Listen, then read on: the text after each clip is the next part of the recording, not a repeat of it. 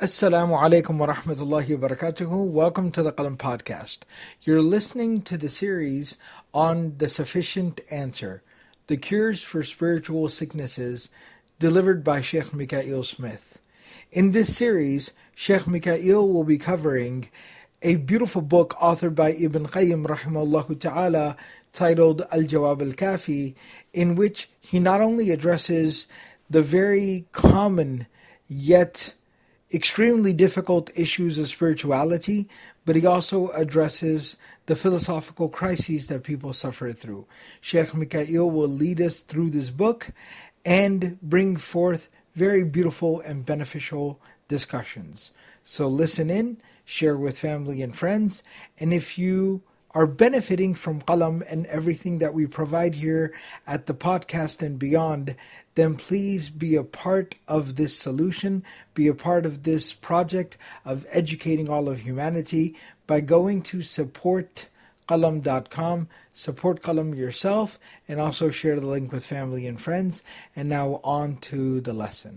Bismillah ar-Rahman ar-Rahim. Alhamdulillahi Rabbil Alameen. Salatu wassalam ala Sayyidina wa Nabiyyina wa Mawlana Muhammad wa ala alihi wa sahbihi wa sallam. نويت تعلم والتعليم والتذكر والتذكير والنفع والانتفاع. We ask Allah subhanahu wa ta'ala to allow us to correct our intention for gathering. And our intention is to learn and be reminded. Our intention is to get closer to Allah subhanahu wa ta'ala by whatever we learn from Ibn Qayyim al-Jawziyya rahimahullah ta'ala. And specifically because we know that the nature of this class is about the athar or the effect of dhunub, the effect of sins. We ask Allah subhanahu wa ta'ala to make this knowledge a means for us to distance ourselves from the disobedience of Allah subhanahu wa ta'ala, and a means by which we get close to Allah subhanahu wa ta'ala. So we begin. Bismillahir Rahmanir Rahim. Chapter 25. Ibn Qayyim al-Jawzi rahimahullah now. It's right here. Ahmed, can you pass this to you? Ibn Qayyim al-Jawziyya rahimahullah ta'ala, as we know, has been explaining to us the various effects and the consequences, we can say, of different dhunub, different sins. And the reason he's telling us that is that so we understand how heavy a sin is and the consequences that disobedience could have on our real life and on our spiritual life as well. So last week we read some amazing examples that Ibn Qayyim al-Jawzi explained to us the effects of some of the sins, and we're going to continue with that here right now, inshallah ta'ala, with the next few sections. Ibn Qayyim al-Jawzi rahimahullah, what he wants to remind us in this next section is that when we talk about, so far we've talked about how sins affect us. We've looked at how sins affect the individual. We've studied how sins affect the individual person, how they darken the heart, how they harden the heart, how they stop a person from seeing khair, and so on and so forth. This next one, Ibn Qayyim al-Jawzi rahimahullah, is asking us now to see on a broader perspective. Come on in, inshallah. Sisters, just move up, inshallah. If you'd like, do me a favor, slide this up. It seems like no one wants to move up here. You can move as far up as you like, inshallah. That's fine, that's fine.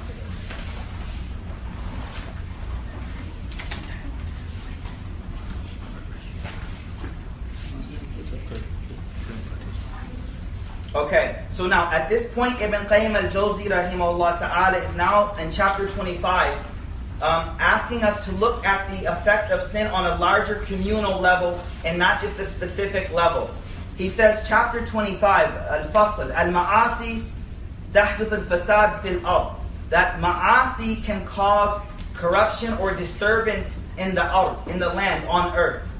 And he says, وَمِنْ آثَارِ الذُّنُوبِ وَالْمَعَاصِ, and he says one of the effects of sins and disobedience of Allah subhanahu wa ta'ala, أنها تحدث في الأرض أنواعا من الفساد في المياه والهواء والزروع والثمار والمساكن.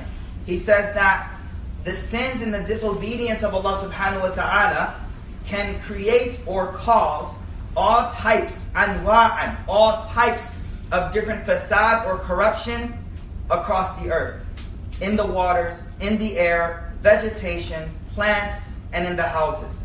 And he says that Allah subhanahu wa ta'ala says in the Quran, ظَهَرَ الْفَسَادُ فِي الْبَرِّ وَالْبَحْرِ بِمَا كَسَبَتْ أَيْدِي النَّاسِ لِيُذِيقَهُمْ بَعْدَ الَّذِي عَمِلُوا لَعَلَّهُمْ يَرْجِعُونَ. Allah subhanahu wa ta'ala says in Surah Rum, verse number 41, that there has appeared across the land and the seas all types of corruption. بِمَا كَسَبَتْ أَيْدِي النَّاسِ, because of that what the hands of mankind have wrought, that which the hand of mankind has sold for theirself.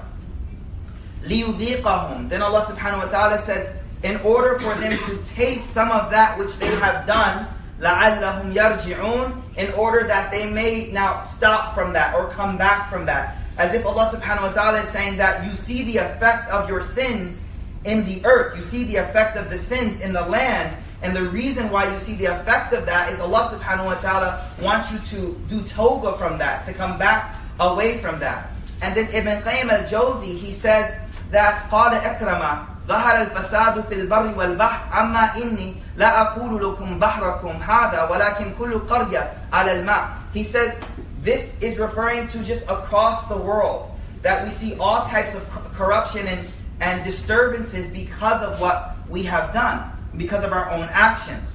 And he says, قلت أراد أن الذنوب سبب الفساد الذي ظهر.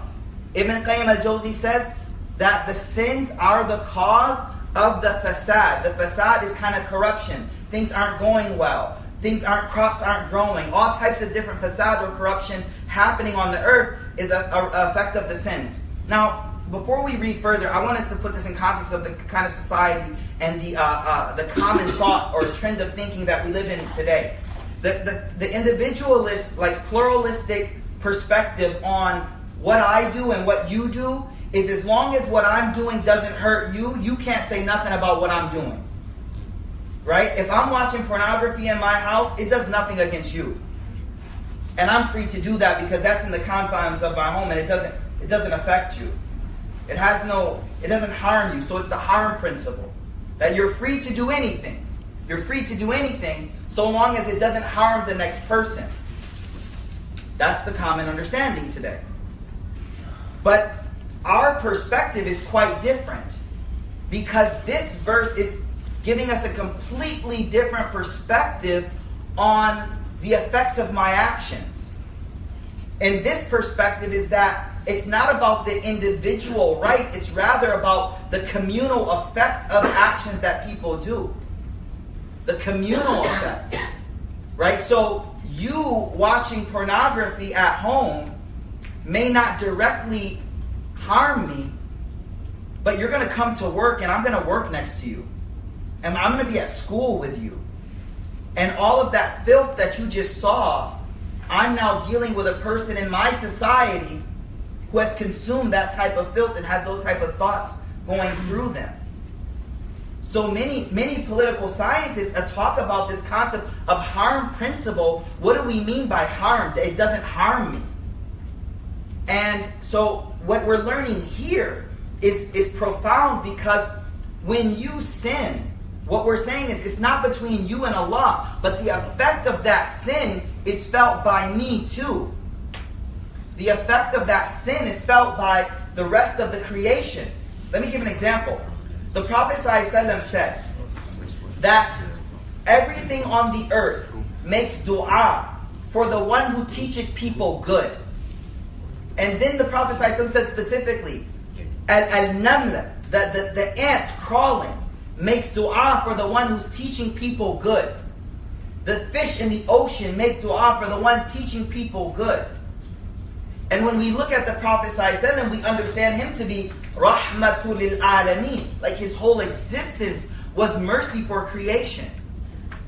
So the reason I'm bringing this up is you can understand why are the fish making dua for the scholar who's teaching people good? Why are the ants making dua for the one teaching people the khair? Because by teaching them that, It's being a source for bringing the rahmah of Sayyidina Muhammad ﷺ to the rest of creation. So those fish understand they get a direct benefit from the khair that people are doing. And there's a hadith I wanted to share with you guys. The Prophet ﷺ, he was once with the Sahaba radiallahu ta'ala anhum ajma'in. And the hadith says, Murra alayhi bi janaza. The Prophet ﷺ was chilling with the rest of the Sahaba.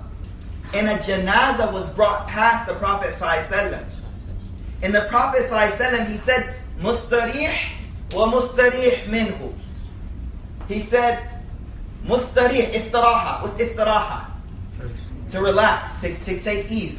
Istarih, right? Relax. So mustarih, some people are relaxing. Wa mustaraha min. And some people are relaxed from. How would you say that? Some people, we relax when they're gone. And the Sahaba said, Ya Rasulullah, what are you saying? We don't get it. And the Rasul ﷺ, he said, قال العبد المؤمن. It's a beautiful hadith. العبد المؤمن يستريح. The abd mu'min, when he dies or she dies, يستريح. They get comfort or they take rest from the difficulties of the dunya and the nasabaha and the tired running here and there of the dunya. Ila rahmatillah, to the rahmah of Allah Azza wa Jal. Wal abdul fajir, and the one who disobeys Allah subhanahu wa ta'ala, lives a life of constant sin, constant disobedience of Allah subhanahu wa ta'ala. Rasul sallallahu alayhi wa sallam said, يَسْتَرِيهُ مِنْهُ الْعِبَادِ. People are relieved from him. Bilad, relieved from him. The earth relieved from him. Shajar, relieved from him. Trees relieved from him. وَالدَّوَابِ, and angels relieved from that person. And one hadith, the Rasul sallallahu alayhi wa sallam, because we know that the earth that you remember Allah subhanahu wa ta'ala bears witness. So subhanallah, the hadith said when a person passes away and the body is on the ground, the earth is saying, quickly bury this person. The trees, all of the creation is saying, when a fajr, someone who's disobeyed Allah subhanahu wa ta'ala throughout their whole life, the hadith say, everything says, quickly bury this person so we can get peace from this person, because so long that they lived, we were reaping the nuhusa, or the bad effects of them living. The bad effects of them living. So the hadith is beautiful because it's reminding us that, listen, don't think of your sins that they only have an effect. That's why, subhanAllah, a lot of our scholars, they used to say, when we see all types of hardship happening in the Muslim community, when we see all types of different calamities happening, what would they say we do? Istighfar, collective tawbah. Collective tawbah. What does collective tawbah mean? Collective repentance. Everyone turn back to Allah subhanahu wa ta'ala, because perhaps this is coming to us as an effect of our actions. The thing that we really have to understand, though, is this won't make sense in this realm of whatever I do in the confines of my house has no effect on Ahmed. No. We look at it completely different. That the namal, the ant in its hole, is affected by my evil actions. And I likewise am affected by yours as well. So that's the way we look at sin. Not as it's a personal thing between you and Allah in the confines of your home, whatever. And similarly, when righteousness is done, the effect of that is felt by everyone as well. Fahimtum? Tayyib. And that's why, you ever heard, what is it? وَنَعُوذُ بِاللَّهِ مِنْ شُرُورِ أَنفُسِنَا وَمِنْ سَيِّئَاتِ أَعْمَالِنَا. Like, how many times have you heard that in your life? Every Friday, right? Min sayyi'ati, we ask you, Allah, refuge from the evil effects of our actions. Like every Jummah you're hearing that. وَمِن سَيِّئَاتِ أَعْمَالِنَا, and from the evil effects or consequences of the actions that I'm doing. So Ibn Qayyim al-Jawzi, he says, he says here, والظاهر والله أعلم أن الفساد المراد به الذنوب والموجباتها يدل عليه قوله تعالى. He continues to just explain the same concept, but I really want us to understand that our actions, what we do, affects others as well, and we can't look at it as this, that whatever I do is only affecting me, but rather we look at it as a ummah. You know, the Prophet ﷺ talks about the ummah, when one part hurts, the other part hurts as well. That's the same concept as well here.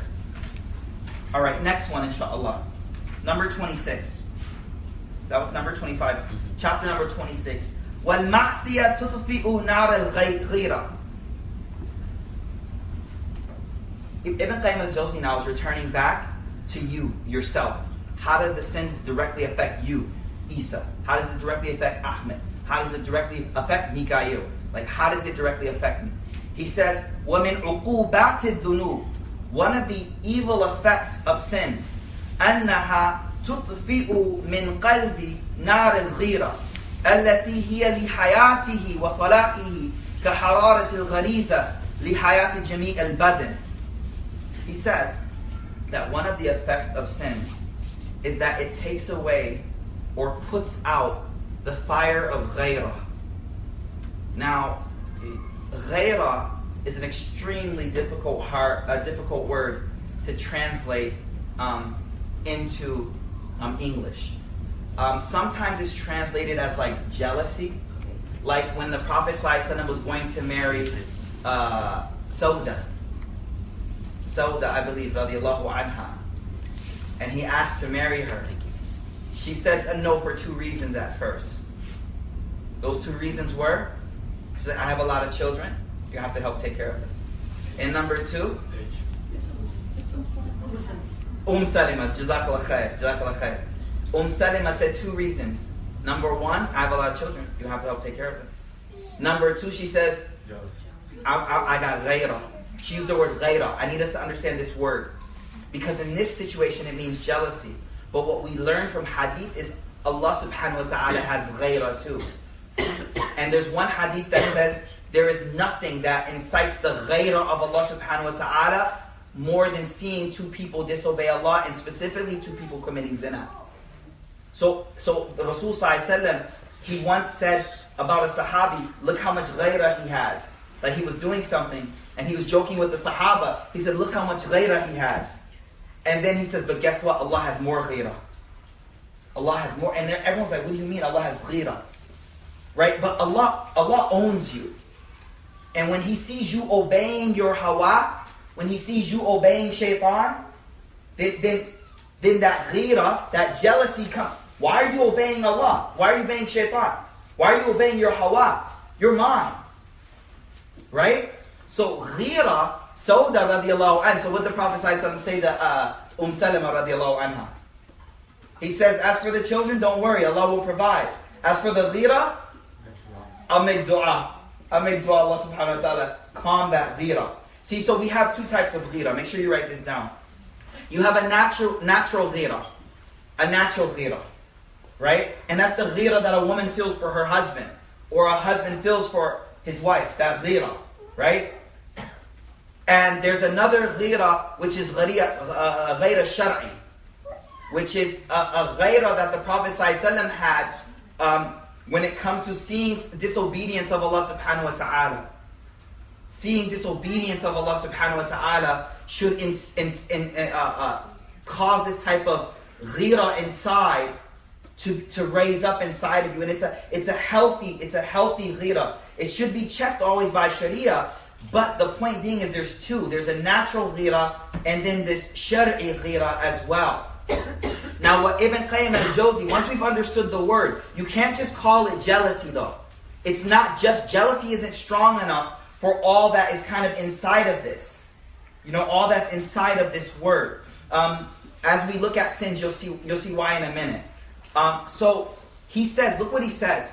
He says one of the effects of sins is that it puts out from the heart this fire of ghairah inside. This fire of ghairah, which is lihayatihi wa salahihi, which is like for the heart's life and well-being, it's like the heat for your body. You know how your body has a natural heat? He says that ghira is natural and should be inside your heart. فَغِيرَةُ حَرَارَةُ وَالنَّارُ الَّتِي تَخْرُجُ مَا فِيهِ مِنَ الْخُبَثِ. He says that ghira is what keeps evil things out of you. It keeps those negative things away from you. So he narrates the hadith. He says, كما ثبت في الصحيح أنه صلى الله عليه وسلم أنه قال أتعجبون من غيرة السعد على لأن أغير منه لأنا أغير منه والله أغير مني. So in a Sahih hadith, he looks at Sa'ad. He says, you guys see how much ghira Sa'ad has? Guess what? I have more ghira than him. Like, I get upset when I see things that aren't right. It doesn't feel right. I don't like it. It feels wrong. And it's that feeling that, no, this shouldn't be like this way. And he says, and Allah has more ghira than I have. And then he gives a few more ahadith. He says, فَجَمْعُ فِي هَذَا الْحَدِيثِ. Oh, so this hadith is beautiful. He says, وَفِي الصَّحِيحِ. Here's another hadith regarding ghira. He says, قَالْ لَا أَحَدٌ أَغْيَبْ مِنَ اللَّهِ. There is no one that has more ghira than Allah subhanahu wa ta'ala. Has everyone kind of understood this word ghira? Everyone kind of understood the word ghira, صح? طيب. Okay. مِنْ أَجْلِ ذَلِكَ حَرَّمَ الْفَوَاحِشَ. There's no one that has more ghira than Allah. For that reason, Allah has made the indecent haram. مَا ظَهَرَ مِنْهَا وَمَا بَطَنَ. The external and the internal. وَلَا أَحَدًا. Now listen to this. وَلَا أَحَدٌ أَحَبَّ إِلَيْهِ الْعُذْرِ مِنَ اللَّهِ. And there is no one that loves an excuse more than Allah. مِنْ أَجْلِ ذَلِكَ أَرْسَلَ الرُّسُلِ. Because of that, Allah sent prophets to us to teach us. وَلَا أَحَدٍ أَحَبَّ إِلَيْهِ الْمَدْحِ مِنَ اللَّهِ. There is no one that loves praise more than Allah. مِنْ أَجْلِ ذَلِكَ أَثْنَى عَلَى نَفْسِهِ. That is why he has praised himself. Ibn Qayyim al-Jawzi says, now, what do you notice about this hadith? He said there's no one that has more what than Allah? Number one, ghira. First one. And number two, praise. Number two, excuse. No one that accepts the excuse quicker. Look what Ibn Qayyim al-Jawzi, he says. He says, فَجَمَعَ فِي هَذَا الْحَدِيثِ بَيْنَ الْغِيرَةِ الَّتِي أَصْلُهَا كَرَاهَةِ الْقَبَائِحِ. He says, in this one hadith, the Prophet ﷺ combined two things. One thing which is ghira, which the basis of it is to hate evil and nasty things. وَبَيْنَ مُحَبَّةِ الْعُذْرِ. And between loving the excuse. الَّذِي يُوجِبُ كَمَالَ الْعَدْلِ وَالرَّحْمَةِ وَالْإِحْسَانِ. That which brings rahmah, mercy, and ihsan. Look, someone does something wrong, your ghira jumps up. Why are you doing that? Right? Your ghira jumps up. Right? If you're married, now most people here ain't married, so I can't really give a lot of married examples. And I ain't giving no like haram examples for sure, right? But like halal ghira, you're like, wait, no, why? Why are you messaging that person? No, it's just a coworker. No. Ghira, right there. Ghira, it dislikes what's qabah, what's qabih, what's not good. But what's the opposite of that? Is qubul al-udhr, to accept an excuse. So he says there's no one that has more ghira than Allah, but there's no one that loves the excuse more than Allah. So he says he combined two beautiful aspects. That the ghira is at the highest level with Allah subhanahu wa ta'ala. Right? But also at the highest level is the qubul of the udhr, the acceptance of the excuse. Someone does wrong and they're like, Ya Allah. Right? That's that qubul al-udhr before Allah subhanahu wa ta'ala. So he says here, we'll skip that part. وَالْمَقْصُودِ. He says in the point of this particular one. So what were we saying here? We're talking about ghira, and what does he say? The effect of the sin is that it takes the ghira out of a person, right? So he says, وَالْمَقْصُودِ أَنَّهُ كُلَّمَا اشْتَدَّ مَلَابِسَهُ لِلذُّنُوبِ. As a person continually disobeys Allah, commits more sins, أُخْرِجَتْ مِنْ قَلْبِهِ الْغِيرَةِ. Ghira comes out of this person's heart. Slowly, just taken out. عَلَى نَفْسِهِ. He'll have no ghira on himself, no self-respect.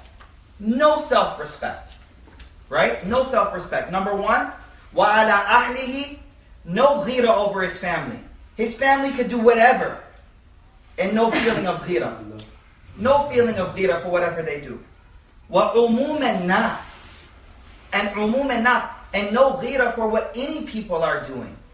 As this person continually disobeys, that hatred of wrong, which he calls ghira, is taken away from himself. No more ghira for himself. No self-respect, no decency. No ghira on his family, his sister, his mother, his brother. Nope, they do things, he's like, what does it matter to me? Right? And for umum al-nas. وَقَدْ تَضَعَّفَ فِي الْقَلْبِ جِدًّا.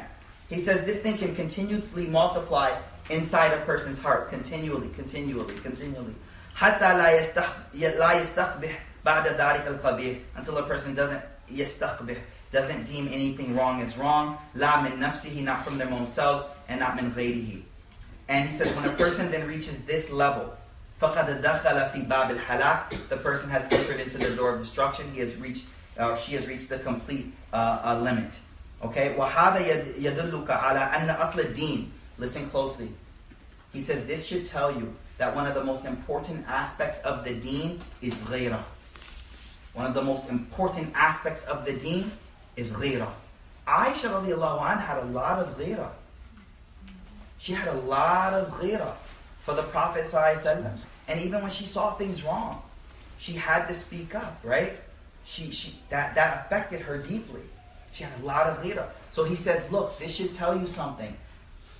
Ala anna asl ad-din al-ghira. Ghira is an asl of the deen. What does asl mean? An essential aspect of the deen. It's a core element. وَمَنْ لَا غِيرَةَ لَهُ لَا دِينَ لَهُ. The one with no ghira has no deen. فَالْغِيرَةُ, now listen to the psychology behind how ghira works. Listen to this. This is beautiful. He says, فَالْغِيرَةُ تَحْمِي الْقَلْبِ. The ghira heats up the heart. Write this down. This is beautiful. He says, al-ghira. Ahmed, can you turn the AC a little bit? I don't know how, but I'll try. It's the same as your home, man. Okay, where is it? It's right here. Right there. It's a little cooler. I'm so sorry, guys. No, you're good. Jazakallah khair. Yeah. It's like, I don't know how. It's like, it's the same thing, man. It's like at home, bro. You got it? Yeah, I got it. Alright, cool. He says, listen to this. He says, ghira heats up the heart. You know when you get that jealous, how the heart heats up. Like, it's just boiling over. So same way with the sin. You see the sin, it's like, ghira. It heats up the heart. فَتَحْمِلَهُ الْجَوَارِحِ. The heart then make the limbs kind of heat it. فَتَدْفَعُ السُّوَ الْفَوَاحِشِ. Now once it reaches the limbs, that's when the evil is then stopped by the person. Like, no, stop. I'm stopping this thing. But he's like, where's the source of that stoppage? The ghira that started right here. The ghira that started right at this point. وَعَدَمُ الْغِيرَةِ تَمِيتُ الْقَلْبِ. He says, عَدَمُ الْغِيرَةِ تَمِيتُ الْقَلْبِ.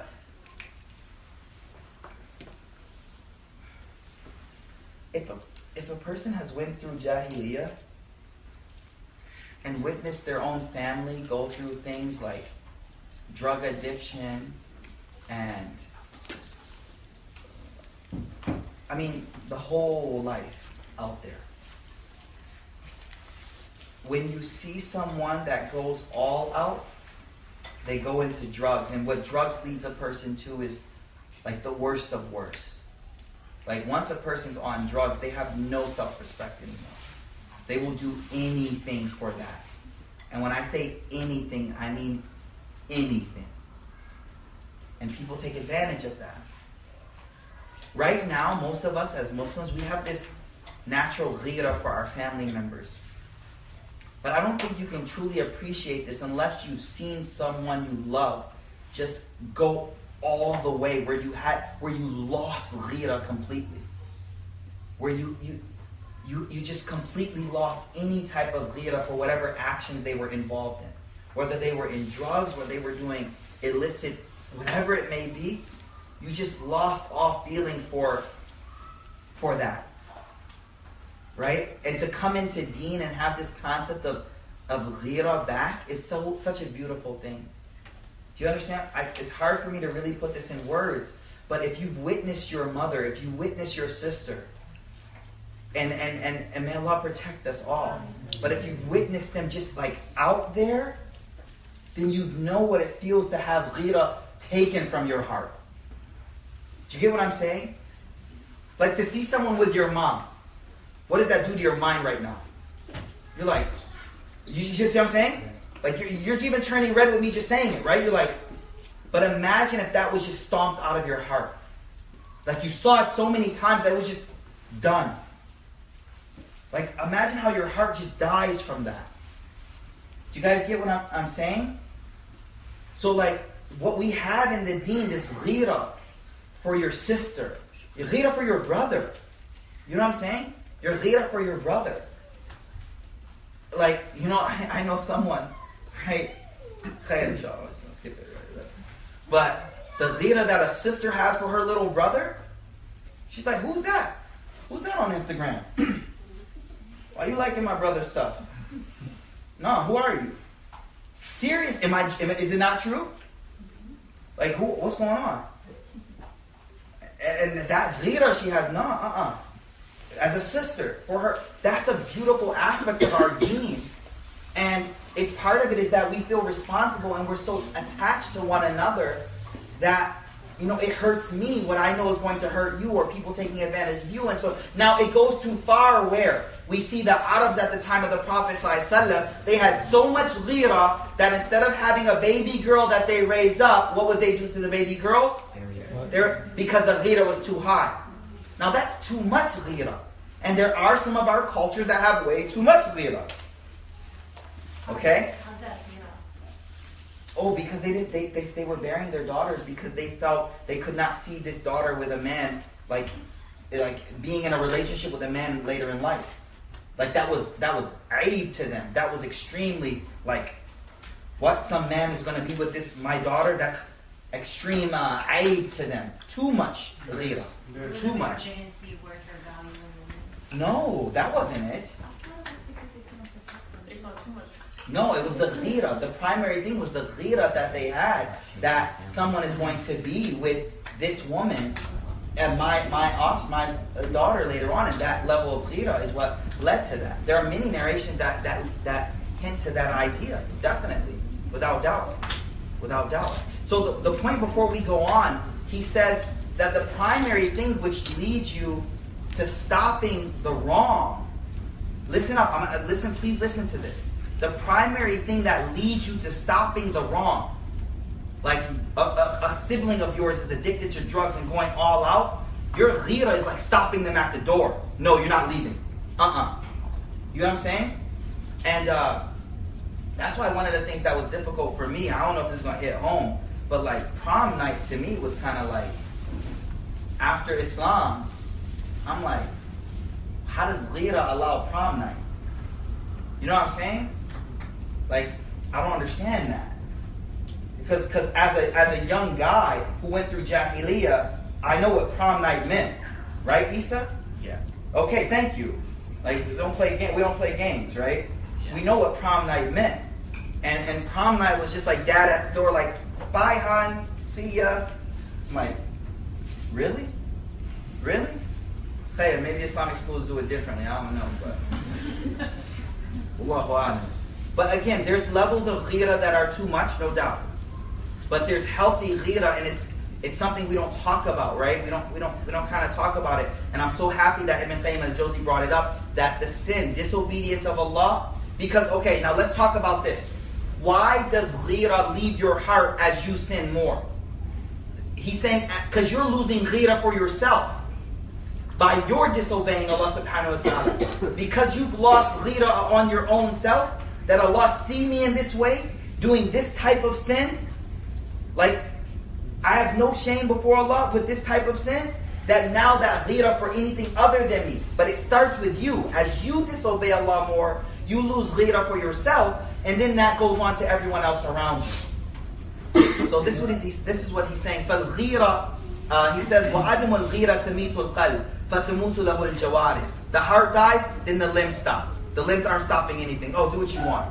Dad's like, yo, kids coming and going anytime at night. Do what you want. I don't care. Go ahead. Really? SubhanAllah. فَلَا يَبْقَى عِنْدَهَا دَفْعَ الْبَتَّةِ. He says the example of ghira in the heart. Here's another example.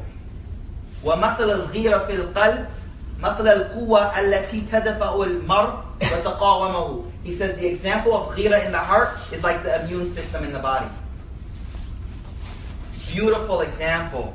The white blood cells are like ghira in the body. The moment something comes in, it's like, why are you here? Yo, wallahi, man, the Islamic, I love, maybe I'm still in my convert phrase, alhamdulillah, may Allah keep it, but like the concept of like a brother and a sister, a brother and a father, like, who are you at the door? That's beautiful, man. That's, you know what I'm saying, Ahmed? Like, Ahmed, we gotta go through Ahmed to get it past the door. And Ahmed has ghira. Like those white blood cells stopping anything foreign from coming in this body. Ibn Qayyim al-Jawzi says ghira is just like the white blood cells in the body. The moment something foreign comes in, they're on it right away. Who are you? What do you want? Why are you here? Who are you asking? Huh? How old are you? How much money you make? More. Give me more. I want to know. Alright, cool. And subhanAllah, if you look at African American culture 40 years ago, 50 years ago, those fathers had ghira, man. I'm talking about American culture. Ghira, serious ghira. Like, no, who are you? What are you talking about? Why are you calling here? Huh? Can I help you? Seriously. But as more I'm free, who are you to speak? Who are you to feel? Who are you? Who are you? That whole, not a part of the community anymore. Not a part of the family anymore. So again, I just want us to understand this example. He says the example of ghira in the heart is just like the white blood cells. The moment something foreign comes in, they're on it. Just like that. Just like that. The only people that don't like the shepherd are the wolves. That's it. That's it. You know what I'm saying? That's my wife. I'm looking at my wife. Brother's like, I got ghira now, yo. What you looking at over there? I feel you. You're supposed to. Seriously. MashaAllah. Alright. You know, I'll tell a joke right now. I'll tell a joke. So obviously I'm a convert, right? So we used to be talking about ghira in class. And then, you know, so when I was engaged, I was still a student. So if any of my classmates cracked a joke, then I'll be, you know, act all like, you know, serious and like, they're like, yo man, you just got your ghira like 6 years ago, bro. Why are you crying? Because I'm a convert, right? So if you go through that life, you gotta lose a lot of ghira. When it comes to brothers and sisters, and you can't, how can we explain it to them? It's hard to explain. You're not getting it?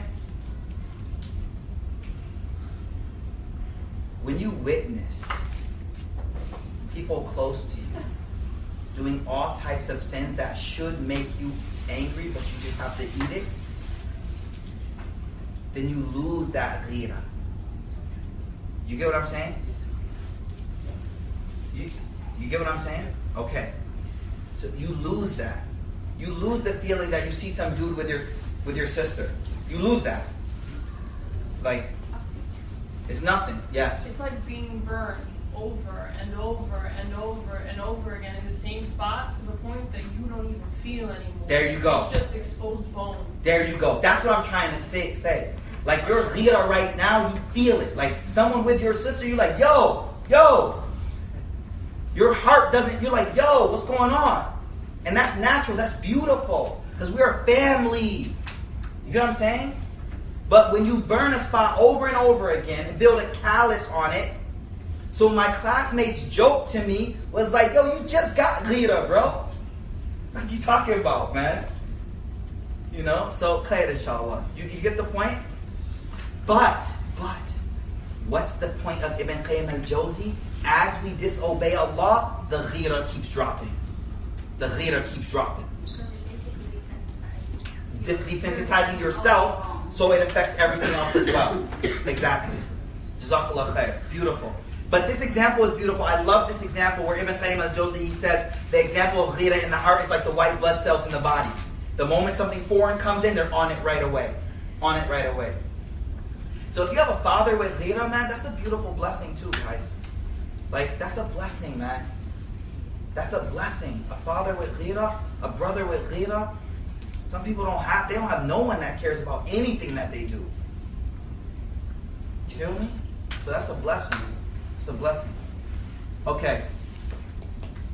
He says, you know how a cock has a spur, right? A rooster has a spur, right? Is that a spur? You guys know what I'm talking about? Yeah. No one's been on a farm ever. We in Texas. Where's the FW? We in DFW, yeah. Yeah. People say Texas, they think we ride around on horses down here, right? So a cock or a rooster has a spur. Has a spur. And the spur is like this little thing that sticks out of its claw, and it literally like fights with that. That's why they do like cockfighting, right? Because they fight to the death. You know what I'm saying? So he says here that the example of ghira is like that spur. Like it lets another rooster know, back off. He says, but if you cut that off, other roosters know, oh, his whole hen house is fair game. You get it? Now, I'm just a little bit confused about if you have like a member of the family who's been doing something that's not supposed to be doing, and then you lose that ghira, but you didn't commit the sin. Why would you lose yeah. the ghira? So what we're gonna do? I was asked by multiple people if we could save the questions for the end. So I'm gonna take that question at the end, inshallah. Okay, I'm gonna take that question at the end, inshallah. Okay. So bismillah. Next one, inshallah. Number 27. So ghira is gone because of sins, and that's the effect of us sinning. Ghira is taken away. Tayyib. Next one. And another thing is ghira for your Prophet sallallahu alaihi wasallam. That was something that was on my mind for a minute. Like there's ghira that we have for the Prophet sallallahu alaihi wasallam. Sahaba had high ghira for the Prophet. Something said about him, just the same way as something said about your mother. Like, that's grounds for, like, courts will dismiss things because of temporary insanity, because of the anger that comes up. Because of certain things, right? So, there's so many examples of the Prophet, the Sahaba having such ghira for the Prophet, and we've been really desensitized where we don't have much ghira as much, right? So that's another area of ghira that we should have. Next one, 27. Ibn Qayyim al-Jawzi rahimahullah, he says, Al-ma'siyah tadhabu al-haya. Ma'siyah, disobedience of Allah, will take away your haya. Will take away your haya. وَمِنْ عُقُوبَاتِهَا ذِهَابُ الْحَيَاءِ. He says, and part of the uqubat, or the negative effects of disobedience of Allah, is that ذِهَابُ الْحَيَاءِ. It will take away haya completely. الَّذِي هُوَ مَادَةُ حَيَاةُ الْقَلْبِ. He says haya, and I'm going to explain haya. I'm going to explain it in a minute. Haya is the mada, it is the main part of your life of your heart. Haya, shame. Now, there's a hadith that Rasul sallallahu alayhi wa sallam, إِنَّ مِمَّا أَدْرَكَ النَّاسِ مِنْ كَلَامِ النُّبُوَّةِ الْأُولَى إِذَا لَمْ تَسْتَحْيِ فَاصْنَعْ مَا شِئْتَ. Rasul sallallahu alayhi wa sallam, he said, some of the words that we have gained from the previous prophets are إِذَا لَمْ تَسْتَحْيِ, when you don't have haya, فَاصْنَعْ مَا شِئْتَ. Do whatever you like. Do whatever you like. Now, there are 3 types of haya I want you to write in your notes and remember. 3 types of haya. Haya number 1 is haya before Allah subhanahu wa ta'ala. Istahyi min Allah haqqa al-haya, Rasul sallallahu alayhi wa sallam said. Have haya before Allah, haqqa al-haya, as haya deserves before Allah subhanahu wa ta'ala. Abu Bakr radiallahu and other Sahaba said that they developed such a high quality of haya that they used to feel ashamed to be naked by themselves. I don't know if y'all feel me on that. I don't think you get it. I'm not saying you need to be at that level. You need to appreciate the level of haya. They would have so much haya of Allah that they would be ashamed that even when by themselves, that Allah is looking at me right now. And I just feel like I'm not covered. Second level of haya. Social haya. Communal haya. Shame in the community. And subhanAllah, someone came to my office, a student, mashallah. She literally, we were talking about this today, and mashallah, it came in the book. So subhanAllah. Haya in front of the community, third type of haya. And second type of haya. Third type of haya is what? Haya in yourself. Haya within yourself. And the first and the third have no connection whatsoever with the community. This is haya when you don't meet the moral standards and ideals that you have set. When you don't reach the moral ideals, the moral standards, truthfulness, or whatever it may be, when you don't reach those, you will feel this sense of haya, shame, inside of your heart. One will be before Allah, the other will be before yourself. 3 levels of haya. And these two are completely independent of the community that a person is in. Now, the problem though is the second one. The second one is a social shame. And we talked about this a bit last week, I believe, right? We talked about this a bit last week. But this gives us a chance to go in depth on this because we just kind of glossed over it a bit. The second level is a communal shame. And a communal shame is when your community, because you share the same moral ideals, you feel ashamed when you fall short of that in the eyes of the community. But why? Because you share the same moral ideals. So a mature spirituality, a mature person, spiritually mature person, isn't ashamed in front of sinful people. Do you understand why? Because he doesn't share the same value system of them. So you can't shame me. I'm not ashamed in front of you because we don't share the same value system. Yes, I will feel ashamed in front of y'all if I do something I'm not supposed to do, because all of us share the same blueprint of morality. Do you get what I'm saying? Now I'm going to take this on a deeper level though. There's something which I've written about, and it's a doctor, her name is Jennifer, Dr. Calhoun. She has a paper on the moral relevancy of shame. And I included this in the book as well. Here's the deal. What happens to a moral pioneer? What is a moral pioneer? Well, imagine you find yourself in a community where your morality, your level of morality, is far above the morality of the rest of the community. Are y'all with me right now? Okay. A moral pioneer is defined as someone who's in a community, the moral level of which they are above. Got me? Okay. Now here's the conundrum. If I treat people according to their level of morality, I'm accepted by them. And I'm praised. But if I at the same time, how do I feel about myself inside? Bad. Because okay. But if I treat people according to my moral standard that I engage in society, how do the people look at me? Bad. Can I give an example? The Rasul ﷺ in Mecca. The Rasul ﷺ in Mecca. What was he? A troublemaker, corrupting the youth, disturbing the community. Everything his uncle calls him in, says, "Please, what do you want? Just stop. We'll give you whatever you want.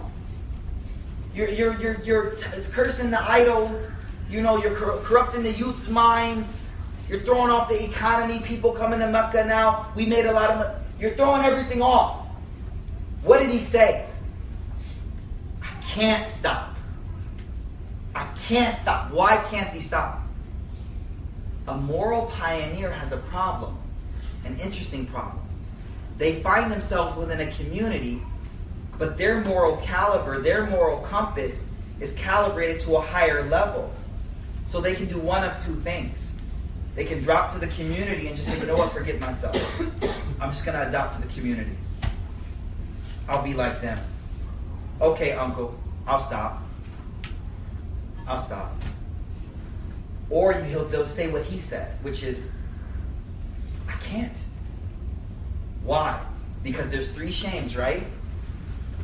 And when these 2 shames, 1 and 3, what's 1 and 3?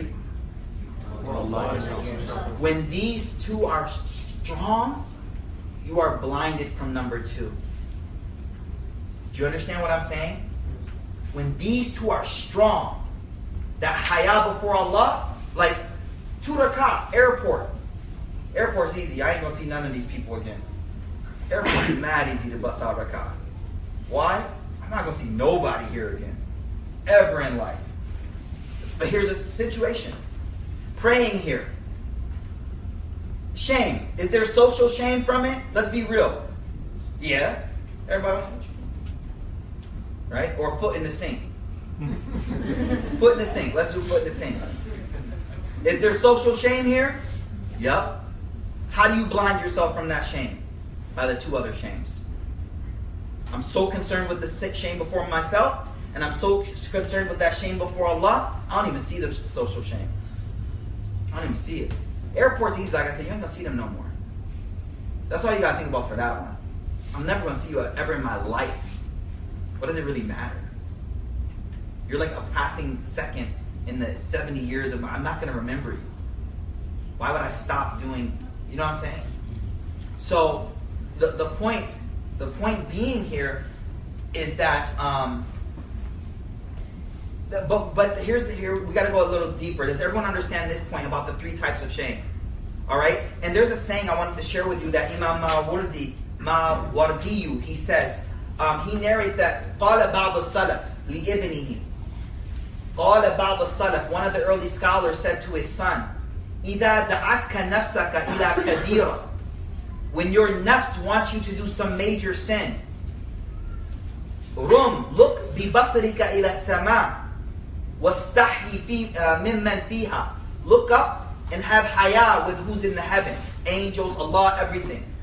فإن لم تفعل, if you don't do that, بصرك إلى الأرض, then look around you. واستحي ممن فيها, have haya around the people around you. فإن كنت لا ممن في السماء تخاف ولا ممن في الأرض تستحي فعد نفسك من بهائم. He says, if you can't rectify yourself by looking up and having anyone to have haya before, and looking around you and have anyone to have shame around, then consider yourself from amongst the Baha'im. Now, I've just went back to the social one though, right? I've just went back to the social one, number 2. Number 2 was that the community is the type of haya that we have. إِذَا لَمْ يَسْتَحْيِ فَاسْنَعْ مَا شِئْتَ. So if you're in a good company, that number 2 is effective for you. If you're in an environment where people don't share your morals, you have to blind yourself from number 2. Is everyone with me? Does everyone understand what I'm saying here? Okay. Now, with that said, I kind of want to talk about more this social level of shame. Okay. I want to correlate this to driving on the road here in Texas. Well, not Texas. Texas driving is a bit different. But let's use it for the sake of argument. I want to correlate this concept of shared moral ideals with driving on the road. Moral shame and the feeling that comes from being shamed has a positive effect, even though the feeling is negative. The feeling of being ashamed is negative. And now remember, this is a justified shame. Justified means what? What does justified mean? Justifiable shame is when you're shamed by people who you share the same moral values with. That's a justifiable shame. So everything I'm talking about is not a shame that I'm feeling in front of people that I don't even share values with. You know how in high school you get shamed by just anyone? And by the time you get older, you can care less? You know what I'm saying? High school, everything is shameful. Anyone.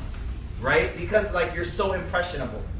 But as you get older, you're like, I don't care what you think about me. Yeah, I care what grandma thinks about me. Yeah, I care with mom. I care with whoever, right? The imam, the community themselves, the brother, uncle who I'm trying to marry his daughter, whatever, right? Like, I care what they think about me. But the non-justifiable shame is an immature shame. So whenever I say the feeling of shame, I'm not talking about a wrong shame that we shouldn't feel. I'm talking about one that is felt by a community that I have the same ideals with. Everyone with me? When we're driving, one of the most effective means that we use to correct action is the horn. The horn. Which up north is used way more than here. Y'all are so reserved on the horn. I was just in Jersey, like they just like be on the horn, yo. People have guns here. Yeah, see that's the thing. We use horn, they use a gun, like. Yeah, you're right, bro. Because the horn up there is just like talking, like beep beep beep beep beep. Like, beep, beep, beep. Right here, it's like you hit the horn, and we're like, yo, what's going on? You got beef? We're like, nah, I'm just telling you to move up. You know what I mean? So like, anyways, I said it again. I was listening. Never mind. Anyways. But okay. So the way the horn works, though, if you think about it, we have rules for how we drive. And when I see you as doing something that breaks that rule, then I feel empowered to, quote unquote, shame you or make you aware of the wrong you're doing through that horn. If you look at lane departure systems, right? Oh, y'all got those new whips with the lane departure system. Like, how do those things work? Well, it understands that the ideal driver likes to be in between the lanes. And hence, whenever I go outside of the ideal, I'm going to alert the driver and put them back. Now, for some of us, it's very intrusive, right? But the way it operates is that it understands that there's an ideal way. Do you get what I'm saying? And based on that ideal, the lane departure system says you have now went out of the ideal. Everyone with me, right? So we empower that system to correct our wrong. We empower that system to buzz and beep to let me know, because I have already ascribed to the ideals of that system. Does this make sense to everyone? Mm-hmm. No. Okay. I can see in the face, not with everyone. Okay, hear me out. Lane departure system will make this loud sound when I go out of my lane. Right? Now what if I said, I want to be out of my lane? What would you say? Turn it off. Right? But the way the system works is it assumes what as the ideal? What's the ideal? Stay between the lanes. That you want to drive between the lanes. Hence, I'm going to let you know when you're not. So it's just alerting you. Huh? It's just alerting you to go back to your lane. It's just alerting you, go back to your lane. Why? Because you, oh driver, like to drive in the middle of the lane. Understood? The concept of a social shame, that we as a community don't allow wrongs. We as a community frown upon things that aren't ideal, is like that lane departure system that's saying, hey, you're going out of the way. And you can't say, hey, why are you talking to me? Because you turned me on. You're part of the community. You're driving on the road. And the road, we assume that you're going to drive 45. You're going to agree to certain parameters by the fact that you're driving on this road. And if you do less than that or more than that, you drive 30 on a 45, I'm going to beep at you. Why? Because you're not holding to the ideal. You understand what I'm saying? So we operate on this ideal of a socially accepted principles, and when we are out of those bounds, you should correct me. We operate that way all the time. But then when you walk in the masjid, or when you walk in the community of Muslims and someone corrects you, you're kind of like, well, who are you to correct me, or this and that. We don't like that so much. So I want you to kind of have it, so what we've done is created safe spaces. And a safe space across universities and everywhere is like a place where there are no, like it's like literally drive however you want. So if I drive fast, you can't correct me. If I drive slow, you can't correct me. Safe spaces. You know what I mean by safe spaces, right? Understand what I'm saying, right?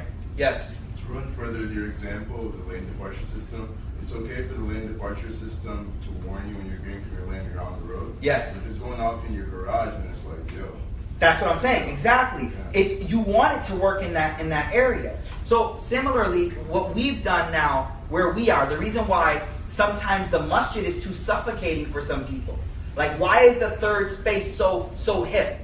One of the reasons the third space is so hip is because the lane departure system in the masjid beeps too much. Do you get what I'm saying? And in the third space, ain't nobody beeping. Now, I like to drive straight. I don't know about y'all. I like a community that keeps me driving safely. When I was 16, I didn't. But I'm a bit mature now. So, I mean, now it's like, you're the judge of you. You're everything. It's up to you. And that safe space, no one's going to say you departed out of the lane, because there are no lanes here. You just come. But here's the deal. What happens when the third space itself becomes what? What? Ah, you get it. What? Tell me. The lane departure system. Yes. What happened? See, this is the problem with extreme liberalism. Explain what you mean, please. That essentially now, what the rules are now on the road are these lack of rules. Yep. That's how we're going to operate. And we're Yep. never going to go back to the way it was before, where we actually had rules to follow. Yes. So then wait, what happens when now someone comes into the safe space with rules? Do they feel, do you get what I'm saying? How do they feel? They don't belong. They don't belong. Yeah. So now they need to create another safe space from your safe space. Do you understand? It's this is where the liberalism goes, and it just keeps on going and going and going and going and going. So it's important that as we create like safe spaces, that we keep those spaces open to everyone, and we ourselves don't become another space that other people aren't comfortable in, that don't share our ideals, so to speak. Because you just created another one. Everyone understand what I'm saying by that? So anyways, so this one, we're talking about haya here. We're talking about 3 levels of haya, and what the author is telling us. Let's go back to our author now. The author is telling us that one of the effects of sins is that you will lose this haya. You will lose this shame before yourself. You'll do whatever. You don't feel bad about it anymore. Now, inside the self, here's a little bit more notes. We're going to stop in a bit, right? It's been an hour, so we'll stop in a bit. But I want to go deeper on the shame inside the self. There's 3 types of nafs. Okay? Please write this down. It's pretty important. There's 3 types of nafs. What are they? Nafsul amara bisu, nafsul lawama, and nafsul mutma'inna. I'm going to go slowly. I got you. The Quran speaks about 3 nafs. The highest type of nafs is called nafs mutma'inna. You can just write the contented soul. Contented soul. Ya ayyuhan nafsul mutma'inna, irji'i ila rabbiki radiyatan mardiyya. Okay. Now, let me describe that soul. That is the soul, or the nafs, that is in complete conformity with revelation. Complete. Meaning it itself doesn't want to do other than what revelation says. Second level is called nafs lawama. Lawama. Lawama. This is called the blaming self. The blaming self. And it's the self that constantly says, like, Fahad, what are you doing? Fahad, what are you doing? Isa, what are you doing? Mikael, yo, I ain't seen you at Fajr. To yourself. You've been. Like, that's nafs lawama. It constantly saying, what are you doing? What are you doing? That's where the shame lies. This whole concept of shame, that's where it lies. But as you sin, you slip back into the next category, which is called nafs amara bisu. The nafs that is contented with evil. It's contented with evil. It only finds complete conformity with evil. So as it's disobeying, it feels no shyness. It feels nothing wrong. It's completely desensitized. And that's the lowest level. So what he's saying, what he's explaining to us is that this feeling that I am ashamed of my sins is a beautiful feeling, guys. You don't want to lose that. But as a person continually disobeys Allah subhanahu wa ta'ala, then that feeling starts to dissipate and goes away slowly but surely. Yeah, let me just read this last part and we'll take a break, inshallah. For the weekend, we take a break. Right? وَالْمَقْصُودِ أَنَّ الذُّنُوبِ تَضْعَفُ الْحَيَاءَ مِنَ الْعَبْدِ. He says the point is that sins take away haya from your heart, from the person. حَتَّى رُبَّمَا إِنْسَلَكَ بِالْكُلِّ. Until you can have no haya, completely gone. No shame before anyone. No shame before anyone. حَتَّى إِنَّهُ رُبَّمَا لَا يَتَأَثَّرْ بِعِلْمِ النَّاسِ. Until a person has no effect by people knowing of what they're doing. No effect, they care not. وَلَا بِإِطْلَاعِهِمْ عَلَيْهِ. And even if they find out, he has no care. I don't care if everyone finds out, who cares? بَلْ كَثِيرًا مِنْهُ. He says, in fact, what will happen, many of them, كَثِيرًا مِنْهُ يُخْبِرُ عَنْ حَالِهِ وَقُبْحِ مَا فَعَلَ وَالْحَامِلْ لَهُ عَلَى ذَلِكَ انْسِلَاخٌ مِنَ الْحَيَاةِ. وَإِذَا وَصَلَ الْأَبْدِ إِلَى هَذَا الْحَالِ لَمْ يَبْقَى فِي صَلَاحِهِ مَطْمَعٌ. When a person reaches this level, there is very little hope that you can have in this person. He says, last thing, al-haya comes from the word hayat. What does hayat mean? Life. Life. He says the word haya has the same base as hayat.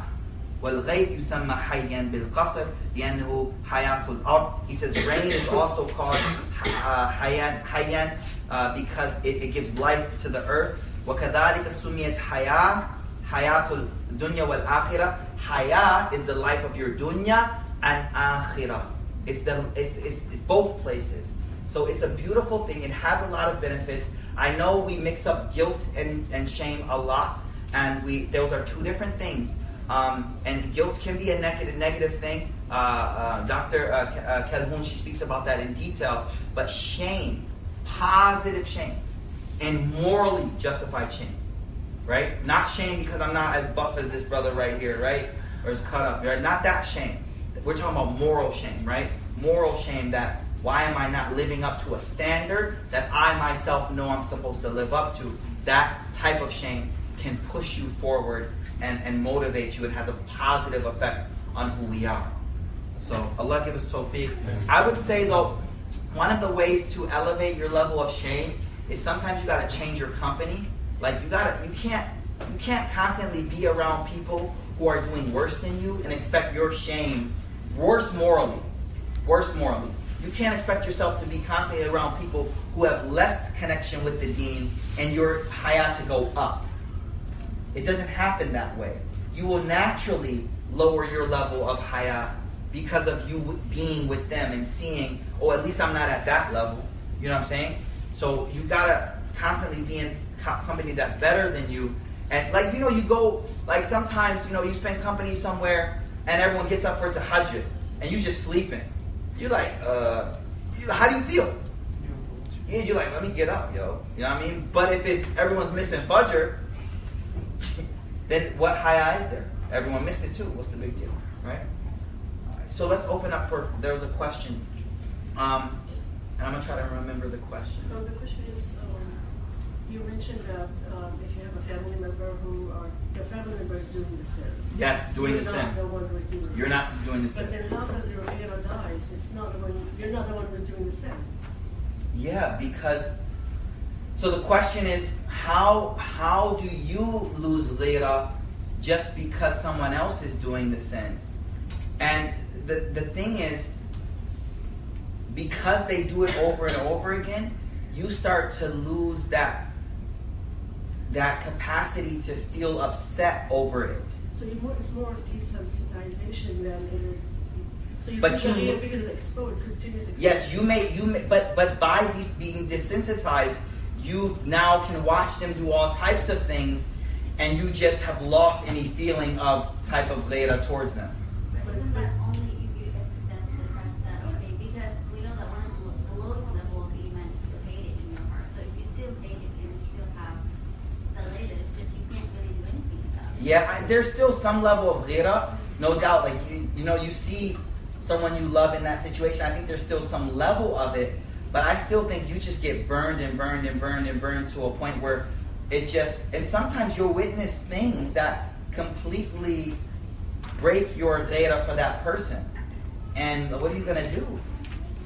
You know what I'm saying? Like, yes, sister, please. When speaking in theory about it, it's all very logical and relevant.